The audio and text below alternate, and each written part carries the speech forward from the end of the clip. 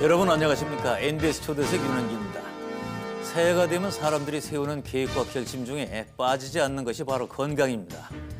운동을 해야지, 다이어트 해야지, 술, 담배 끊어야지 이런 결심하시는 분들 많으실 텐데요. 2020년 새해를 맞아서 오늘은 좀 특별한 시간을 마련했습니다. 국내 대장암 분야 최고 권위자이자 유명한 금연 전도사이십니다. 국립암센터 초대 원장을 지내신 박재갑 교수님을 모셨습니다.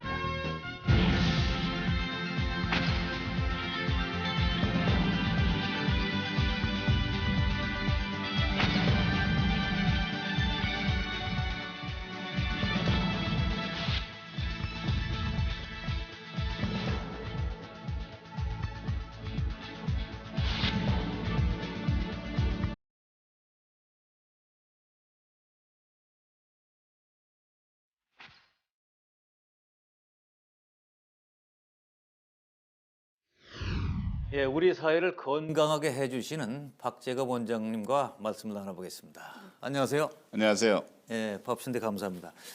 근데 우선 늘 그 건강하게 배시고 그다음에 아주 활기차신데 건강 비결부터 좀 얘기해 주세요. 저는 우선 잘 자고요. 예. 그다음에 이것저것 골고루 잘 먹고요. 예. 그러니까 어떻게 보면 상당히 그 동물 같은 생활을 합니다. 자연스러운 예, 생활. 예. 잘 먹고 잘 자고. 자, 우선 이제 많은 분들이 박재갑 원장님은 금연 전도사이시다 이렇게 생각하는데 이런 분이 계시더라고요. 보니까 암 걸릴 사람은 담배 펴도 걸리고 안 펴도 걸린다. 그건 뭐 꼭 그게 담배와 직결되느냐 이렇게 또 얘기하시는 분도 계세요. 네. 자, 그분들한테는 뭐라고 얘기를 하십니까? 암 전체 발생의 20%가 이제 담배라고 돼 있는데요. 네. 그러니까 암이 담배 아니고도 이제 걸릴 수 있는 원인들이 있죠. 네. 그렇지만 전체 암 발생의 20%또 전체 암 사망자의 30%가 담배라는 얘기는 담배가 암 발생의 가장 큰 원인인 거죠. 예. 네네. 그래서 뭐 암표도 걸린 분은 이제 뭐 유전적인 다른 소인도 원인 있고 때문에. 뭐 직업적인 원인 뭐 여러 가지 원인이 있는데 뭐 그런 거로 걸린 거지 꼭 담배 안 펴서 걸렸으니까 담배는 아무것도 아니다 이렇게 얘기하면 안 되죠. 예, 예. 주된 원인은 어쨌든 흡연이다. 이렇게 그렇습니다. 봐야 되겠군요. 자, 담배 마일리지를 한번 만들어 보자. 그건 어떤 구상입니까? 당시 아마 그 이현재 부총리 재경부 장관 계실 때 예. 제가 그랬어요. 담배를 피는 분들이 참 어떻게 보면은 억울한 심정이 들 거다. 아니 그 담배를 끊으라고 담배값을 올린다면서 그 돈을 전부 딴 데다 쓰니 아하. 담배 피는 사람들이 무슨 봉이냐. 예. 그러니까 사실 이제 담배값이라는 것이 조금 올려서는 큰 효과가 없습니다. 예. 이제 요번 같은 경우에 이제 2,000원을 올렸지만은 그때도 이제 제가 그 정의화 의장님 뵙고 그 여쭐 때 이제 의장님이 여러 그 자료를 어서 입수하셨더라고요. 보면 예. 2,000원이 아니라 5, 6,000원을 올리면 거의 다 끊는 거로 조사가 나왔어요. 예. 그러면 국민들 입장에서 진짜 끊게 하려고 담배값을 올린다면 그걸 다 발표하고 예. 5, 6,000원을 올려야 다 끊으십니다.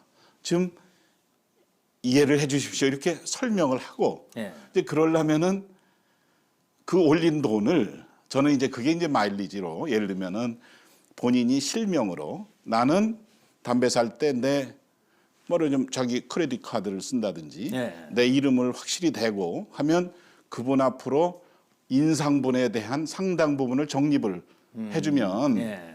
담배 피는 분이 아, 나 진짜 나를 생각해서 담배값 올린 거지 이 돈 뜯어다가 딴 데 쓰려고 하는 게 아니구나. 예.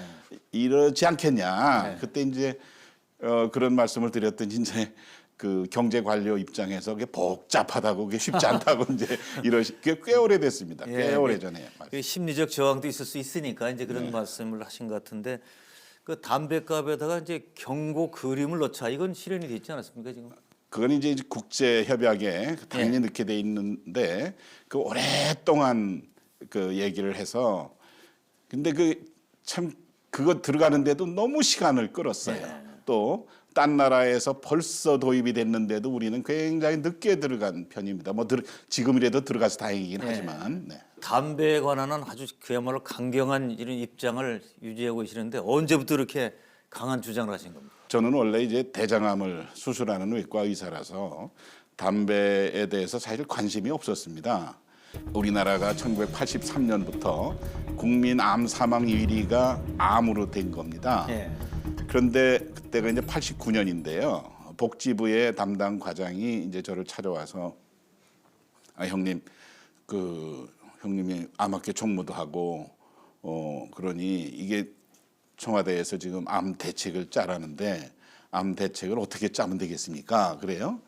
그래서 그때는 우리나라 경제 사정이 꽤 괜찮았어요. 예. 달러도 많고 그래서 이제 우리나라도 선진국이 돼가니 일본이나 미국 같은 국립암센터를 만들어서 그걸 중심에 놓고 암 대책을 짜면 좋겠다.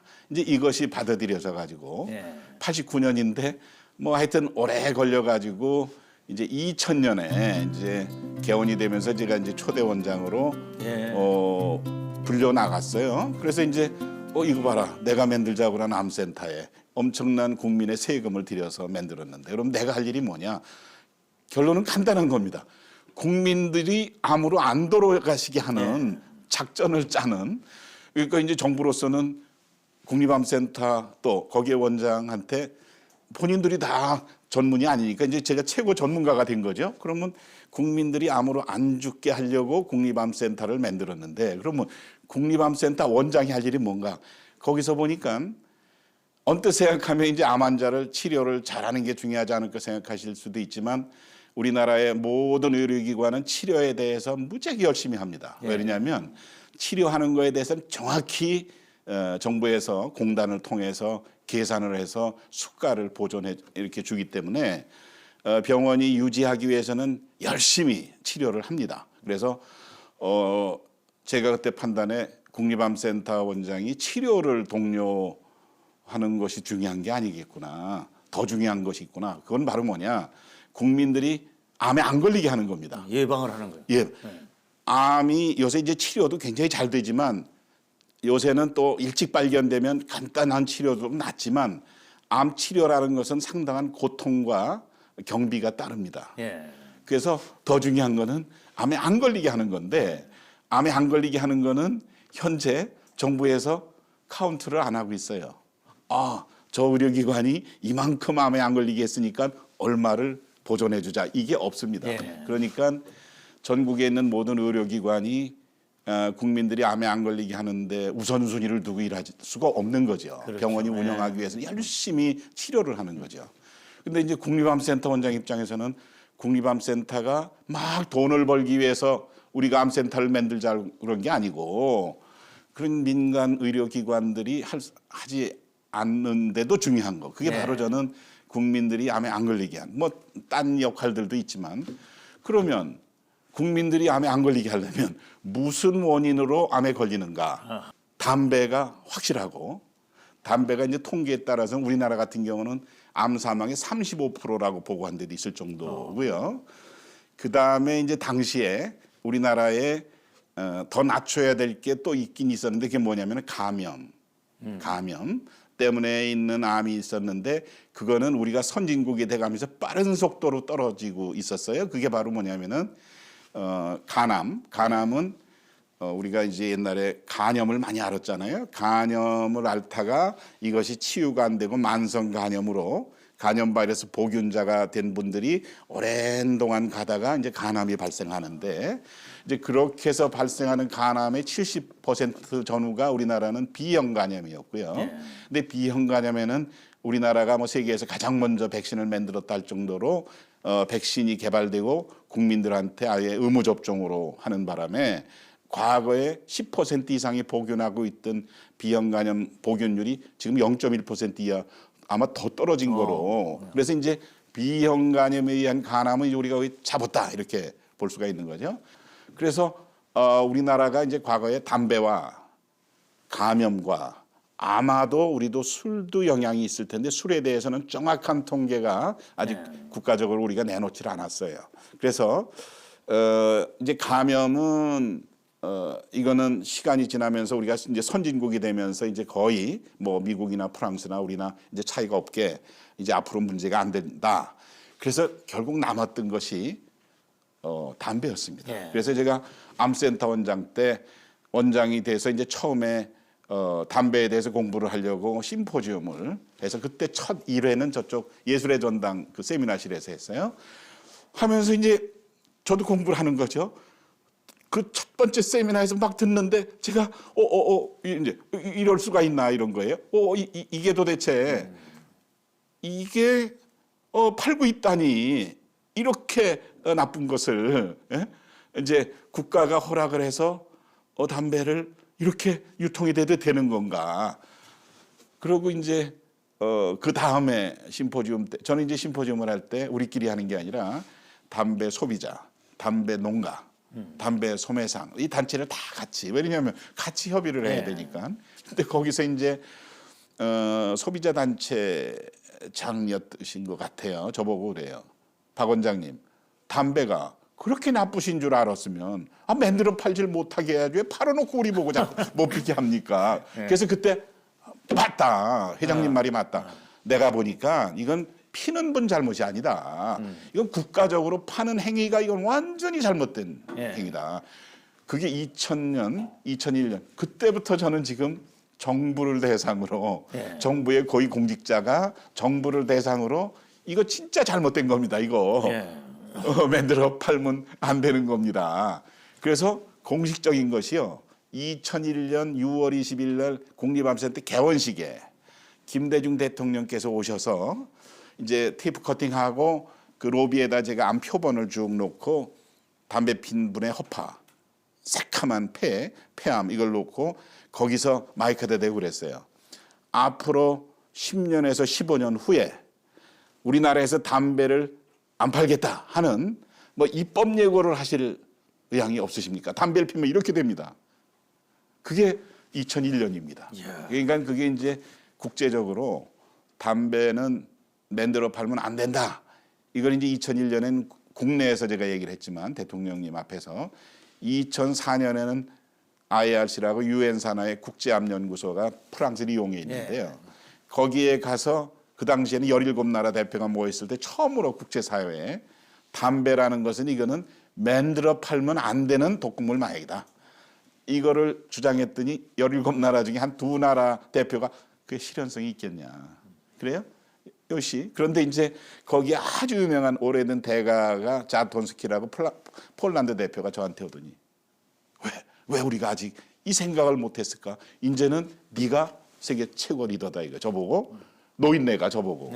그래서 이제 한국에 와가지고 제가 그 자톤스키한테 그러면 당신하고 나하고 담배 없는 세상 연맹을 우리가 창설해서 각 나라에서 담배를 만들어 팔지 말자는 주장하는 사람들을 멤버로 해가지고 우리가 같이 얼라이언스를 하자. 그게 2004년 그 사람 편지가 저한테 도착한 게 2004년 11월 11일인데 그날이 이제 뭐 빼빼로데이라고 남들은 그러지만 폴란드 그 사람은 자기네 나라 독립일이라고 그래요. 그게 독일이 패망한 날이라고.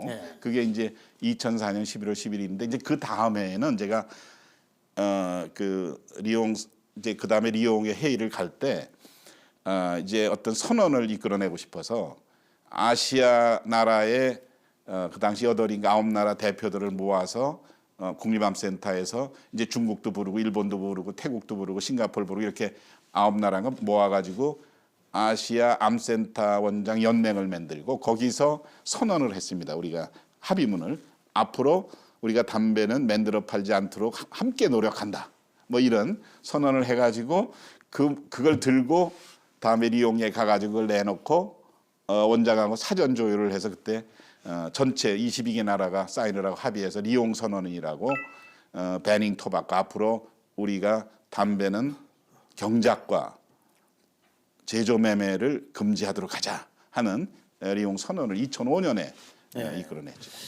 자, 담배가 이렇게 이제 해로운데 그러면 왜 이걸 도대체 국가에서 파는 걸까? 뭐 세수가 뭐 관련돼 있을 거고 말이죠. 네. 또 일부에서는 흡연권도 개인의 권리다. 이런 주장을 하는데 그건 어떻게 생각하세요?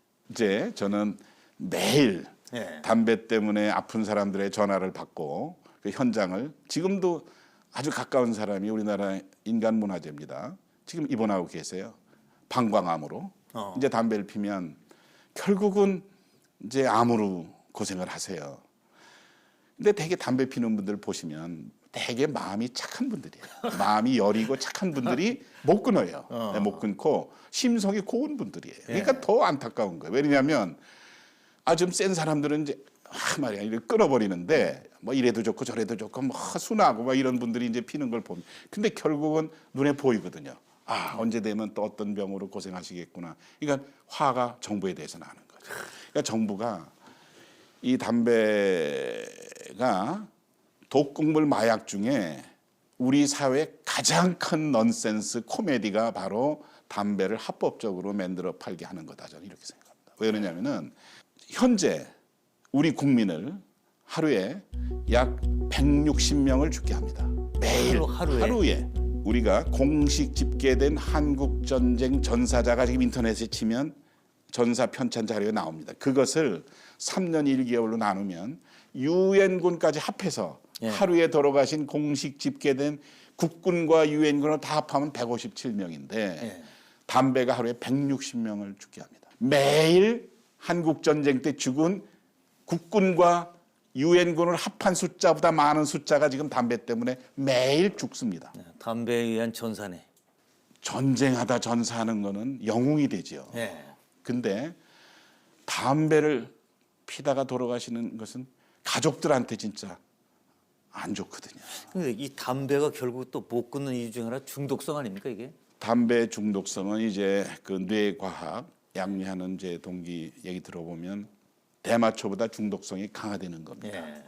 그 전에 이제 중앙지검 거기서 제가 강의했더니 그 당시에 지검장 하시는 분이 저보고 그래요. 그래요? 대마초보다 더 독한 마약입니까? 그래서 그랬다 그랬더니 나는 대마초 사범 취재할 때 담배 피면서 했는데 그래서 제가 그럼 더 독한 마약 피면서 너 왜 순한 마약 폈냐고 야단쳤구만요. 제가 그러고 막 웃었거든요. 그러니까 자, 그러니까 이제 지금 평소에 강조를 하시는데 이게 담배는 독극물이다. 담배는 마약이라는 말씀하시는데 이게 과한 표현이 아니에요, 그러니까. 그러니까 저는 이제 외과 의사는 단순합니다. 그렇게 뭐 복잡하게 수술을 할 때 암 수술할 때 잘라낼 거냐 말 거냐지 잘라낼 수도 있고 안 할 수도 있고 막 이런 게 아니죠. 담배를 간단하게 평하면 아까 그런 제가 2000년에 원장되고 첫 번 세미나 하면서 딱 더 긴 수식어가 필요 없다. 담배는 한마디로 독극물 마약이다. 왜 독극물이라고 그러냐? 10만 종, 그 담배 연기에 10만 종의 물질이 있지만 알려진 화학물질 4천 종의 물질이 있지만 우리가 독약 중에 가장 나쁜 독약이 일단은 청산가스 하나만 해도요. 청산가스는 옛날에 미국에서 사용을 시킬 때 그 사람을 의자에다 붙들어 놓고 청산가스를 불어서 이게 사진에도 떠요. 이 청산가스가 담배 연기수가 얼마나 들었냐. 이제 무슨 ppm 단위로 그 무게 단위로 나오는데 그걸 저도 이해가 안 돼서 생화학 교수 보고 계산을 시켰어요. 이렇게 하면 나도 설명해도 잘 이해가 안 간다. 이거 말고 그러면 담배 얼마 필 때 나오는 연기 속의 청산가스를 내가 먹으면 죽냐. 그걸 한번 계산해봐. 그랬더니 며칠 있다 오더니 원장님 담배 30가 필 때 나오는 연기 속에 딴 거 다 빼고 딴 독극물 다 빼고 청산가스 하나만 모아서 70kg 나가는 사람한테 먹으면 죽습니다. 죽는다고. 치사량입니다. 그러니까 우리가 30갑을 입에 물고 있지는 않죠. 그렇지만 이제 아주 심하게 피는 중독된 분은 하루에 3갑 피는 분이 있거든요. 그럼 그분이 열흘간 핀 연기 속에 청산가스만 모아서 그 양반이 한 번에 먹으면 죽는다 이겁니다. 그러니까 독극물 맞아요. 그다음에요. 또 하나. 폴로늄 210이라는 동위원소가 있는데 그거는 그 전에 그 러시아 스파이가 영국에 전향했을 때 러시아에서 암살한 거로 그 전에 언론에 나오던데 그때 쓴 독약이 폴로늄 210이라는 동위원소인데요. 이것이 담배 비료를 주고 나면 거기에 분해 산물로 담배 이파리가 이상하게 농축을 하는 특성이 있어가지고 담배 연기에 엄청난 그 동위원소가 예. 들어서 방사능이죠, 말하자면 방사능. 핵의학 교수 시켜서 분명히 문헌이 있을 거다, 찾아봐라. 그랬더니 며칠 있다 저한테 문헌을 줬어요. 담배를 매일 2갑씩 피면 그 사람은 담배 연기가 지나가는 그 세포, 그러니까 예를 들면 쭉 하면 이 기도나 이런 데 있는 세포가 받는 방사능의 양은 우리가 이제 가슴 사진 찍으러 가면 이렇게 기사분이 우리 옆에 손잡고 찍지 않잖아요. 자기는 저 속에 나부로 차폐된 데 숨고 맞아요. 마이크에다 대고 숨 들이쉬세요, 참으세요, 탁 찍고 찍으면 나오세요. 이제 방사능 너만 쪼여라, 너 찍는 그렇죠. 거니까 이거죠. 담배를 그렇게 하루에 2갑씩 피면 매일 365일 가슴 사진 찍는 것만큼의 동위원소 방사능에 노출이 된다는 겁니다. 그래서 이제 또 암에 걸리는 거예요. 그러니까 그 폴로늄 210이라는 거는 무게 단위로 청산가스보다 훨씬 더 독극물로 돼 있고요. 그것뿐만이 아니고 더 끔찍한 거는 우리가 발암물질이 하나만 검출이 돼도 사회적으로 엄청난 뭐 맨날 뉴스에 나오는 거죠. 뭐 어디서 검출이든 난리가 나는 겁니다. 근데 담배 연기에는 현재 70종이 확인이 돼 있습니다. 확인된 것이 아직 안 된 것이 또 있겠죠. 발암물질 종합 세트. 그러니까 이게 말이 안 되는 겁니다. 도대체가 제가 지금까지 많은 혜택을 받고 어떻게 보면 국가에서 공부를 시켜준 거죠. 지금까지 공부한 걸 다 종합해서 생각하면 있을 수 없는 일이에요. 네. 지금 육해공군 해병대 네. 병영의 건강을 위해서 또 그 사병들 한창 나이거든요. 지금. 네. 근데 그동안에 병영 문화의 개선 중에 금연 운동을 많이 하셨고 특히 공군은 보니까 뭐 아주 박 원장님 덕분에 많이 바뀌었다고 그러더라고요. 그러니까. 이제 국방부하고 복지부가 합의를 해서 이제 저는 솔직히 우리 후속 세대, 우리 아이들이 있는 앞으로는 시중에서 담배를 살 수 없게 좀 해주고 싶은 거죠. 왜냐하면 어른들이 펴서 시중에 도니까 담배를 사기 때문에 새로 배우는 거지. 태어날 때 담배 피는 걸 아는 애가 어디 있겠어요. 그렇죠. 이제 그러려면은 이제 우리 사회에서 담배 피는 인원을 최대한 줄여서 감당할 정도로 줄면 담배를 못 끊는 분들은 앞으로 처방에 의해서 담배를 사도록. 그러려면은 흡연자 수가 약 100만 정도로 줄면 됩니다. 왜냐하면 암 환자 100만 정도를 우리가 다 등록해서 관리하기 때문에 8,900만 흡연자가 100만 이하로 줄면 오케이. 담배 피는 분 우리가 잘못된 제도로 중독이 심해서 못 끊는 거니 등록을 해 주십시오. 우리가 도와드리겠습니다. 그러려면 800만 정도 되는 거를 100만으로 낮추려면 효과적인 이제 금연 운동을 해야 되는데 저는 과거에는 군에서 다 담배를 가리켜서 제대시켰습니다. 군대 가서 배우라고 이 자식아 담배도 못 펴 사내가 뭐 왜냐하면 제가 이제 환자들을 인터뷰할 때 날 묻거든요. 담배 피는 언제 폈냐? 그러면 사실 군에 가기 전에 배운 사람은 극소수고 군에서 배우는 겁니다. 그래서 제가 그럼 거꾸로 이제는 군에서 담배를 다 끊게 해보자. 왜냐하면 훈련 기관에는 담배를 안 주니까. 그래서 이제 복지부랑 국방부 합의하에 2006년서부터 13년까지 거의 8년간을 생도들이 임관 전에 1시간씩 저한테 강의할 시간을 주셨어요.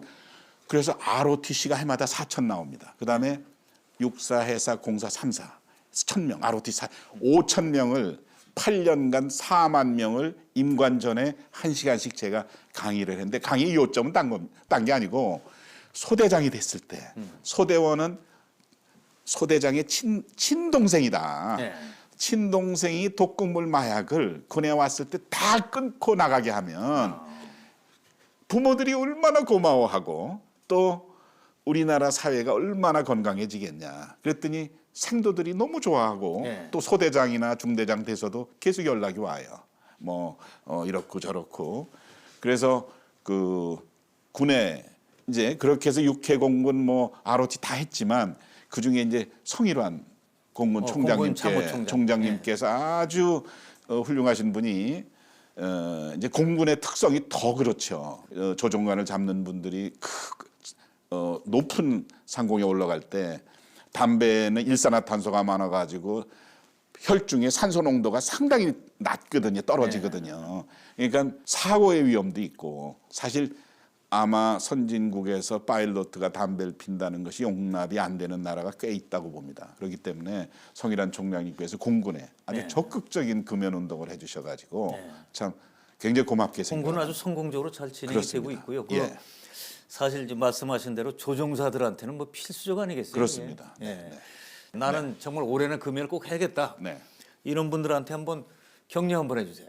분명히 담배를 펴면 몸이 망가집니다. 예. 몸이 망가졌을 때 가족들한테 본인도 그렇지만 이렇게 못할 짓이거든요. 또 간접 흡연 간접 흡연도 문제지만 예. 남한테 피해 주는 것도 문제지만 저는 제일 중요한 것이 자기를 낳아준 부모나 자기의 처나 자기의 자녀들한테 정말 나중에 참 좋지 않은 모습을 보일 수가 있기 때문에 정말 끊었으면 하는 겁니다. 왜냐하면 새해 결단 무조건 금연 과감하게. 그렇죠.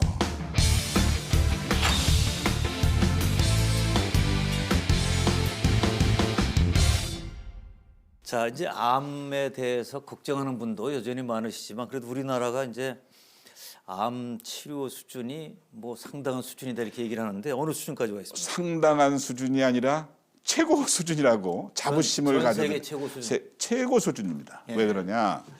제가 1995년도에 이제 암정복 10개년 계획이라는 것을 그 복지부에 가서 이제 국장님한테 장관님 결재를 받아 주십시오. 그래서 이제 추진단을 만들고 뭐 해서 96년서부터 그 계획이 되고 99년서부터 저소득층 2000년서부터 이제 해서 2004, 5년 김대중 대통령 업무 보고 때 확실히 이해를 시켜드렸으니 5대 암까지 확대되고 네. 지금 폐암을 포함한 이제 6대 암까지 우리나라 국민의 약 2,700만 명 이상이 5, 6대 암이 무료로 반은 우리 국민의 반은 또 나머지 반 잘 사는 분 반은 10%만 내면 이런 나라가 도시국가 몇 개 빼놓고 이런 나라가 없습니다. 세계적으로. 이렇게 세계적 선진국 암 관리.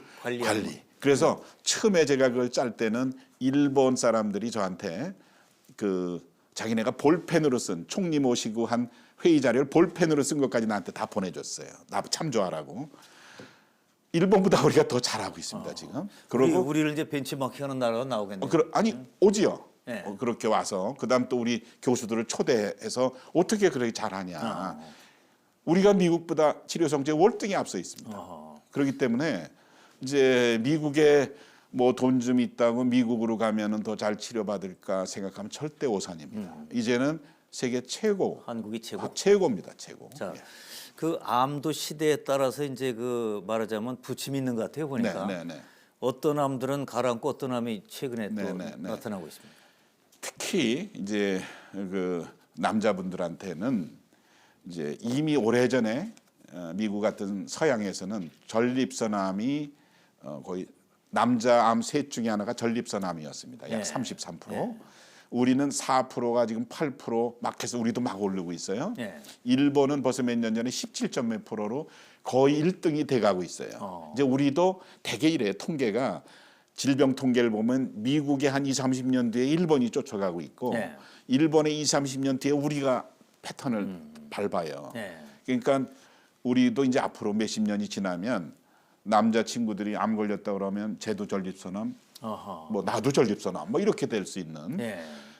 그래서 이제 전립선암은 잘 치료를 할 수 있는 좀 순한 암에 속합니다. 그렇다고 뭐 그냥 방치하면 돌아가시지만. 예. 그래서 전립선암이 남자들한테는 앞으로 문제가 된다 하는 겁니다. 이제 여성들한테는 여러 가지 이제 어려운 사회 여건 때문에 아이를 못 낳거나 또 젖을 못 먹이거나 뭐 이러면 이제 생리 기간이 길어지거든요. 그런 분들한테는 그 유방암, 아까 말씀드린 자궁 내막암 이제 이런 것들이 이제 문제가 앞으로 돼 가는 거죠. 자, 원장님은 이제 그 대장암 수술 네. 지금까지 총 몇 회 정도 하셨습니까? 한 7천여 명 했는데요. 7천여 명. 했는데 이제 가능했던 것은 저를 도와주는 이제 수련의 또 펠로 이런 사람들이 함께 팀워크가 됐기 때문에 가능하지 혼자 배를 열고 닫을 때까지 하면 도저히 할 수가 없죠. 그럼 그 7천여 명 그 대장암 수술할 때는 하루에도 2번 하는 경우도 있고 그런가요? 한 번. 하루에 제일 많이 할 때는 4명, 5명도 하고 그럴 때는 이제 수술방이 2개에서 이 방 끝나면 저 방에서 준비하고 있고 예. 저 방 갔다가 또 이 방 준비하면 또 이리 오고 뭐 이렇게 예. 왔다 갔다 하면서 그럼 한 7천 명 정도면 뭐 완전히 그냥 딱 보는 순간 어떻게 해야 더 잘할 수 있는지도 그냥 바로 하시겠어요, 나중에. 그래서 이제 지금은 제 제자들이 하는 수술을 보면요. 아주 신의 경지다 할 정도로 기가 막히게 잘합니다. 이제 우리 제자들 하는 예. 걸 보면요. 왜냐하면 이제 우리가 많이 했지만 이제 우리들 것을 보고 걔네들은 더 발전시키는 거죠. 점점. 네, 장비도 좋아지고. 장비도 좋아지고 또 많은 사람 걸 보고 네. 그래서 제가 이제 이렇게 환자를 제 제자들한테 소개할 때 세계 최고입니다. 세계 최고입니다. 그다음에 아주 신의 손입니다. 신의 예, 손. 참 다행이에요. 예. 그 대장암을 예방하려면 어떻게 합니까? 과거에는 이제 뭐 고기들 먹고 섬유질 성분 많이 먹으면 대장암 덜 걸린다 그랬는데 언제서부턴가 교과서가 바뀌어가지고 뭐 그것이 전혀 효과가 없는 건 아니지만 효과가 미약하고 네. 가장 효과 있는 것은 신체 활동, 몸을 움직이는 거, 운동으로. 운동을 하라. 아예 교과서가 바뀌었어요. 예. 몸을 움직이는 것이 가장 대장암을 예방하는 확실한 효과. 몸을 움직이면 여러 가지 호르몬도 예. 암을 대장암이 덜 걸리는 그런 쪽으로 바뀌고 뭐 잘 아시지만 우리 몸에 있는 변도 몸을 움직이면 잘 빠져나가고 예. 몸에 고여 있지 않고 사실은 지금 그 질문을 하셨으니까 더 연장선상에서 말씀드리면 예. 제가 이제 국립암센터 원장 때는 내가 우리 국민들이 암에 안 걸리시게 하려면 이제 남아 있는 게 딱 하나 담배구나 하고 이제 금연 운동을 하면서 금연 운동도 그냥 운동이 아니고 독극물 마약을 정부가 안 팔아도 되게끔 해야 되겠다 하는 것이 이제 제 목표였다면 또 이제 2010년에는 갑자기 저보고 이제 국립의료원 옛날 국립의료원 사실은 이제 그 원장을 하라고 몇 년 간격으로 한 2번 과거에 있었지만 제가 거기에도 우수한 인력이 있지만 그 내가 간다고 잘하는 게 아니라 거기도 우수한 인력이 많다. 그런데 네. 시스템이 문제다. 내가 갈 게 아니다. 그랬는데 이제 시스템을 바꿨다고 또 저보고 맡아달라는 거예요. 암센터 잘했으니. 네. 그래서 이제 가서 한 1년 반 제가 원장을 그때 이제 이름이 국립중앙의료원으로 이제 바꾸고 공무원 체계를 법인 체계로 바꿨는데 그때는 묘하게 그 원장이 이사회 의장을 겸하게 해놓고 네. 그 이사회에는 복지부 차관, 교과부 차관, 행자부 차관, 기획재정부 차관이 당연직 이사로 들어와 계세요. 네. 그래서 제가 중앙의료원 초대 원장으로 이사회를 소집했을 때 차관 4분을 모시고 의장으로 회의를 한 겁니다. 작은 정부네. 그러니까 의사 중에는 직급이 제일 높은 분이 사실은 국립중앙의료원장입니다. 옛날에 국립의료원장이죠. 네. 그때는 이제 생각이 사실 그런 자리가 이제 사람을 생각을 만드는 겁니다. 이거 봐라. 내가 의사 중에 직급이 제일 높게 됐네. 이제 이런 생각이. 그럼 내가 할 일이 뭐지? 그때 이제 생각은 암센터 원장 때는 국민이 어떻게 하면 암으로 안 돌아가시지? 그랬는데 중앙의료원장이 되다 보니까 야 이거 봐라. 그럼 국민들이 흔히 돌아가시는 질병을 어떻게 하면 예방할 수 있을까? 당시에 이제 국민의 5대 사망 질환이 첫째가 암, 둘째가 심장혈관 질환, 셋째가 뇌혈관 질환, 네 번째가 자살, 당뇨였어요. 예. 그래서 이제 또 남들이 저한테 묻기도 해요. 박 원장 중앙의료원장이 됐는데 암센터 원장 때는 그 담배 금연 운동을 했는데 중앙의료원장 때는 무슨 메시지를 국민들한테 던질 거냐. 그래서 이제 저는 대장암 전문가니까 대장암을 예방하려면 운동이라는 것이 일단 저한테는 제일 중요했기 때문에 그럼 가만히 있어봐라. 근데 그때 이제 또 우리 암센터에 또 우리 스태프 하나가 운동을 하면 암 사망이 10% 예방된다는 걸 또 발표를 하고 이거 봐라. 운동이 대장암뿐만이 아니고 여러 가지 암을 그래서 제가 이제 심장혈관 질환 전문가, 뇌혈관 질환 전문가, 또 자살 전문가, 당뇨 전문가를 다 모아서 중앙의료원에서 심포지움을 했어요.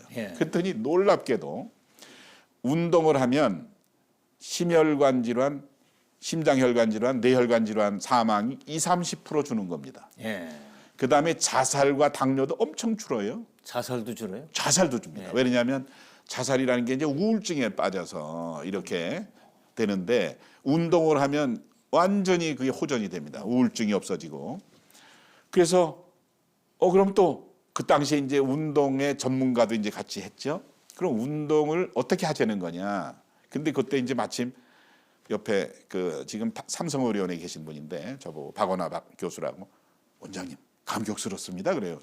왜요? 그랬더니 자기는 평생 국민들에게 운동화를 신기고 싶었는데 캠페인을 하고 싶었는데 원장님은 운동화를 신고 다니시네요. 그러는 거예요. 그래서 내가 이거구나. 근데 제가 그때 운동화를 무슨 뭐 건강을 위해서 신었던 게 아니고 눈이 많이 와가지고 이제 전철을 타러 남부터미널 가다가 거기가 음다리 져가지고 몇 번 미끄러질 뻔했어요. 그래서 안 미끄러지는 신발을 신발 가게 가서 찾았더니 결국은 트레킹 하더라고요.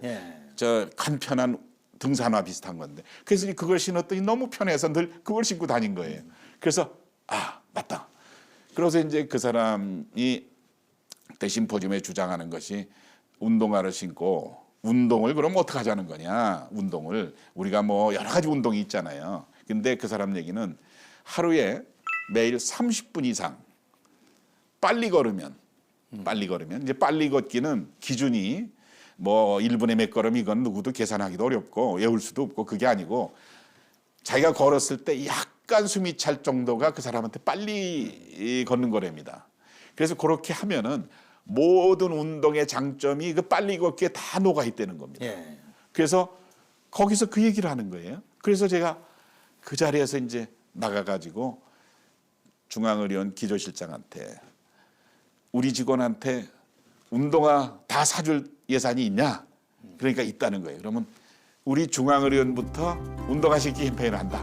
그러고서 바로 운동화를 전 직원 나눠주고 출근할 때 아예 운동화 신고 와서 직장에서 많이 걸어라. 뭐 계단 오르내리고 그러면서 이제 제가 그때 만든 용어가 운출생운. 운출생운. 그게 운동화 출근 생활 속 운동의 약자입니다.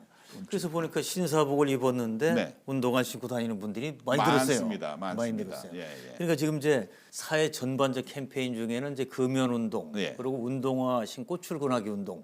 자, 그 운출생운이 저는 굉장히 좋은 국가 정책이 돼야 된다고 보는 이유는요. 잘 아시지만 이제 나라에서 나오는 정책을 잘 보십시오. 엄청난 예산이 들어갑니다. 나라에서 나오는 정책에 예산이 수반 안 되는 정책이 있으면 한번 들어보십시오. 뭐가 있나. 다 돈 들어가죠. 엄청난 세금 부담이 따릅니다. 그렇기 때문에 그런데 운동화 신고 빨리 걷기는 국고 지원이 필요 없어요. 어차피 맨발로 안 다니고 뭐 또 도구가 필요한 것도 아니고 필요한 것도 아니고 빨리 걷게 하기 위해서 길을 잘 뭐 누가 새로 만들어야 되는 것도 아니고 또 중요한 거는 안전합니다. 안전하고. 어떤 운동도 잘못하면 제가 요새 주말에 이제 자전거를 타지만 아차 하면은 부러지거든요. 자전거도 사고 날 수 있죠. 사고 날 수 있죠. 그렇지만 빨리 걷기는 빨리 걷기에다가 뭐 충돌해서 뭐 혼상태 빠졌다 이런 거 없거든요. 자, 그럼 새해는 이제 건강이 제일이다. 그래서 이제 담배 혹시 태우시는 분 담배 끊고 그다음에 이제 운동을 해야겠다. 자, 근데 운동도 사실은 보면 이제 연령에 따라서 다를 거예요. 적당한 운동이. 그걸 어떻게 조언하시겠습니까? 예를 들면은 이제 제 아내만 해도 제 아내가 이제 지금 71살인데요. 구청에서 참 좋은 프로그램을 해요. 뭐냐면은 할머니들 에어로빅이에요, 말하자면. 그러니까 일주일에 4번을 나가는데 너무너무 좋아하는 거예요. 가서 땀 흘리고 이렇게 몸을 흔들고 이제 오는 거죠. 그러니까 그 이제 정부에서 하는 이제 보건소나 이런 데서 하는 프로그램도 있고 그래서 하여튼 특히 이제 우리 방송을 보시는 어른들께서도 어떻게든 이제 뭐 일을 많이 하시면서 이제 노동을 하시지만 그것도 이제 제가 전문가한테 물었어요. 그럼 운동과 노동 간의 차이는 도대체 뭐냐? 그랬더니 예를 들면은 망치질 그러면 이 운동을 반복하는 거죠 이렇게. 그러니까 요때 들어가는 건 요 근육만 쓰는 겁니다. 근데 이제 운동은 전신 근육을 쓰는 게 운동이랍니다. 전신 근육. 전신 근육. 그러니까 노동을 하시면서 나는 하루 종일 노동하니까 나는 뭐 운동 따로 안 해도 된다. 그럴 때 한번 잘 생각해 보시면 본인이 전신 근육을 쓰면서 노동을 하는가.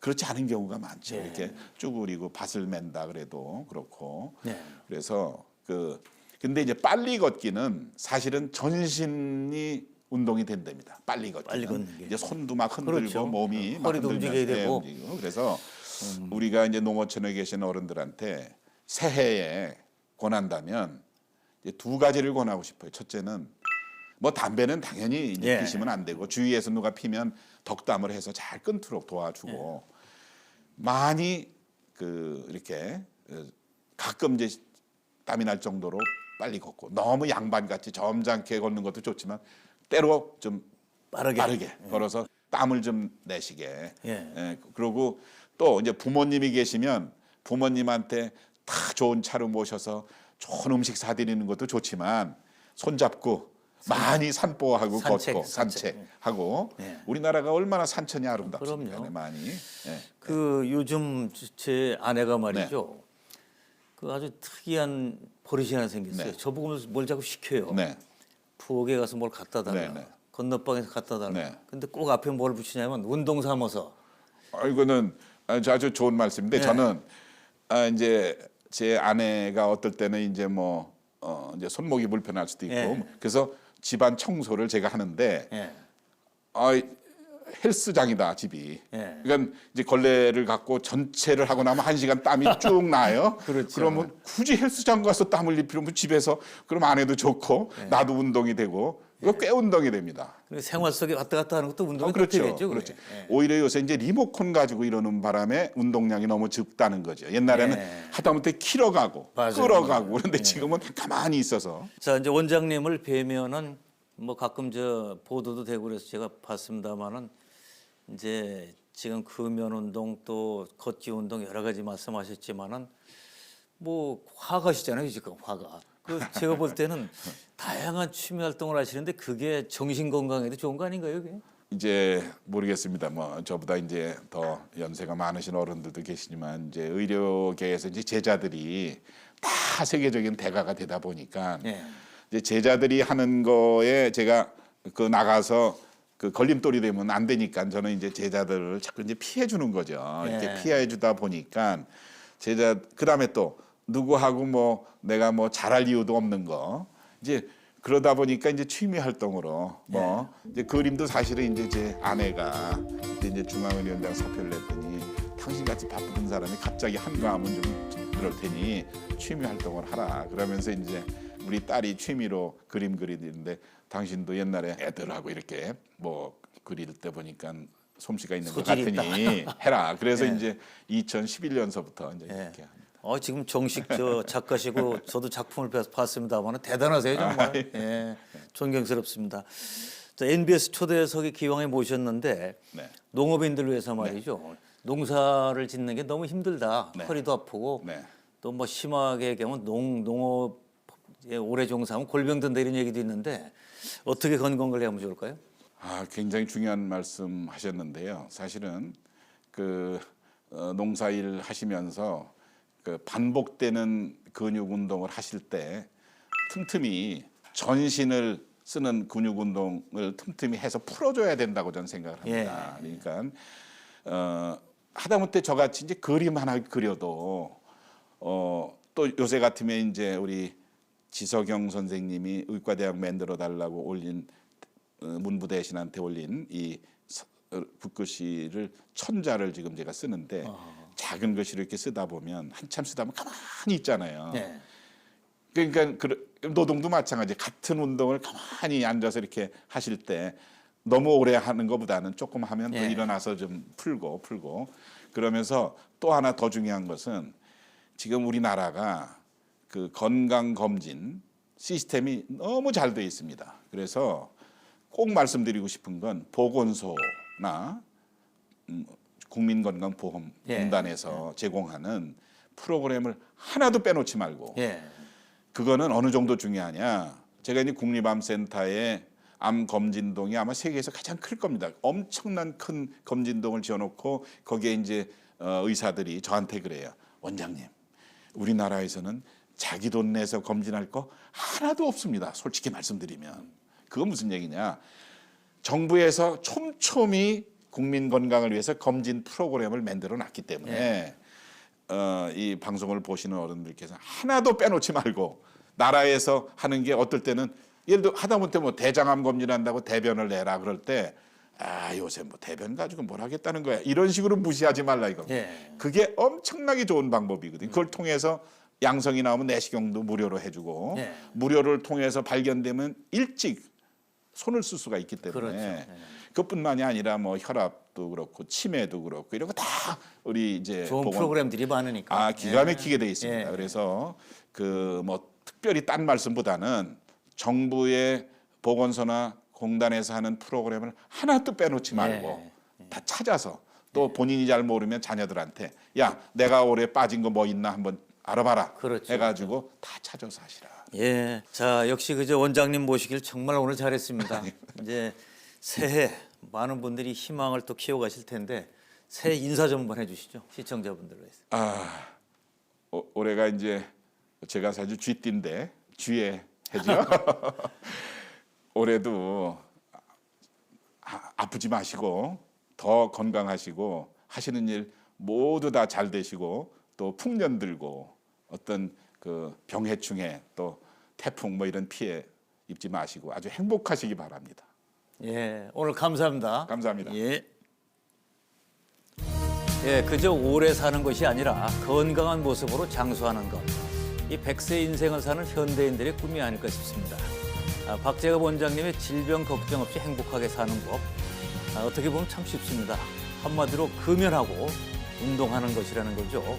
이 단순하지만 명쾌한 건강법으로 NBS 시청자 여러분들 모두 건강하시고 활기찬 2020년 한 해를 만들어 가셨으면 합니다. 함께해 주신 여러분 감사합니다.